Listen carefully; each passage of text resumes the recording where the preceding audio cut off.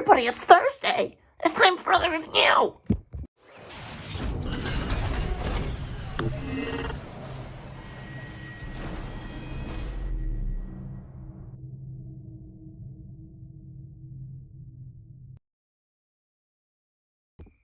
Hello everybody, we're back again for some more stuff, and today I'm going to be reviewing something quite generic, quite standard, not specialized at all, not anything niche, something that a lot of you probably already know about. This is the Nintendo Switch Pro Controller, and mine has different sticks. We'll get to why. When the Switch came out, of course, you had the Joy-Cons and the connector, like so. But, you know, many other people like me felt that this sucks and I hate this. You know, it's passable. I can use this as a controller, but I don't like the Joy-Cons. They drift. They are tiny. The buttons are like, you know, they're quite hard. I can't get it across. The feel of pressing a button on a Joy-Con is dissimilar to the feel of pressing a button on like any other controller, really. And I assume that that's because of the underlying mechanism. But yeah, if you want to understand what I'm talking about, go to a GameStop or a Target or something and feel the A button on a normal Switch or an OLED, and then feel the A button on the Switch Lite. And the Switch Lite is what most other buttons feel like. The Switch Lite really feels like a Nintendo DS in a good way. And that's great. But basically, the Joy-Cons kind of suck. So out comes the Pro Controller. The Pro Controller changes things, okay, guys? This is such a comfortable controller. So it just like fits in your hand really nice. And maybe it's because I got big hands, but I've heard from my smaller handed friends that the Pro Controller is really nice for them too. So like just there's enough space on the grip to hold your whole hand on there, and you can see that it's like a little triangle. Oh, you can't see that at all because of the light. Okay. Dang, that's crazy. Okay, we're gonna like shield it from the light. You can see this shape, right? Like right here. You see right here, there's like an angle, like it goes straight. And it points you away, like this, you know? Like it's flat here, where my fingers go off. And that's just gonna ensure that my fingers don't wrap, back around and like touch my palm. Which is something that I think goes unnoticed. Like this being flat and extended, really, it protects you from touching your own palm, which is just like, it's so nice in the way of comfort. And my fingers, they sit nicely on the triggers here. My 3 fingers fit at the bottom of this controller without like rubbing up against the back too much. So that's really nice. The buttons are just the best. These buttons are maybe my favorite feeling buttons. People say that they love the Xbox 360 controller the most. Those buttons really sink into the controller, and I personally don't like that. So it kind of makes me like back away from Xbox controllers. PlayStation controllers, they don't sink in the same way. I really like them. The Switch Pro controller is like, it's another one where like it doesn't really sink in. It's nice that we have the D-pad here. It's not the best D-pad, but I really do like it. The clickiness of it is like quite nice. It's like, I don't know how well you can hear that, but yeah, it's quite a good feeling D-pad. I wouldn't say it's the #1 best D-pad ever.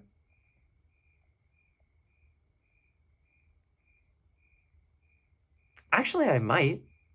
I mean, I've never used a perfect D-pad. Every D-pad kind of sucks, right? We can all agree. There's something wrong with every D-pad. This one is really good. I really enjoy this D-pad. And the bumpers are very nice. I really enjoy pressing these. The triggers, as you can see, go like that far. Sometimes they'll make this noise like, There's like a little bit of a metal sound in there because of the mechanism by which the triggers work.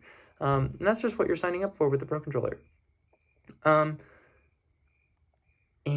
yeah, so something else that's nice about this controller is that the wireless technology it uses is Bluetooth, which means that it can connect to your laptop or your computer with a Bluetooth chip or your Switch, and it's really easy to connect. You just press this pair button at the top right here, you click and hold it until this lights up, and then you keep holding it, and you can just pair it to whatever. You can even pair it to an iPhone. And since emulators are allowed now, I mean, like, you literally can play, like, New Super Mario Bros. DS on your iPhone with a Nintendo Switch Pro Controller, which is insane. Here's a funny quirk about the Bluetooth of the Pro Controller. This is something you might not know. I don't know how they've managed this, but Nintendo's Switch Pro Controller is faster, as in it sends the inputs quicker in Bluetooth mode than in wired mode.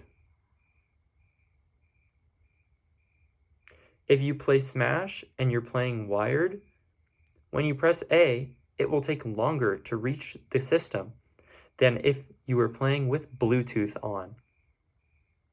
That doesn't make sense to me either, but that's how it works. So yeah, now let's move on to the downsides, because the upsides are literally everything. It's just a wonderful controller. I love it. It's so comfortable. The buttons feel great. It's such a good controller. Here's the downside. So these sticks, right? When you hit them up against the walls or move them against the walls, they accumulate dust. I don't mean these ones, I mean the ones that come with the console, the black sticks that come with the console. They accumulate dust, and you can actually see this. If you have your own Pro Controller, you can see it. On your sticks, there will be like white on this part of the stick. Underneath the cap right here, you'll be able to see white dust around the like stem. That dust can get into your controller and cause it to begin to drift. So some people have alleviated this by buying metal sticks for their Pro Controller from a third party. And you know, the sticks are they're pretty easy to replace in the Pro Controller. You just have to be careful not to really break anything. Just watch a video, and it's not difficult at all. Something else to note is that Nintendo has actually begun to use these plus, it's not going to focus. It's like it's a plus screw, like these kinds. And that's wonderful, because they used to use their own kind of weird screw, so that you would have to buy like your own screwdriver to like encourage people to stop opening controllers or whatever. I don't know, it's stupid, but yeah, if that dust gets in your controller too much, then you may develop a little bit of Pro Controller drift. So I bought new sticks because when I looked on Amazon, the cheapest way to buy like I was looking for a replacement. I was looking for a small screwdriver that would fit the Switch Pro Controller, and I wanted to make sure it fit, so I looked up Pro Controller screwdriver, and it was like cheaper to buy sticks with that screwdriver than it was just to buy the screwdriver by itself. And it would have been cheaper just to find a screwdriver that fit, but I didn't want to risk it. I just wanted to buy something that I knew would work. So I got these sticks with it, and I replaced them, and now it's really easy to tell which Pro Controller is mine.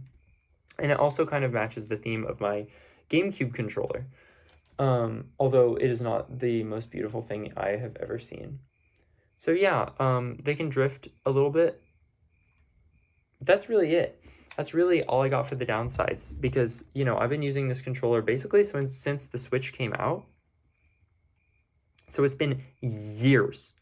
And, you know, I had a little bit of drift at one point. I opened up the controller, I like got some dust out and replaced the sticks. I have not had drift since. I've not had any problems with it since.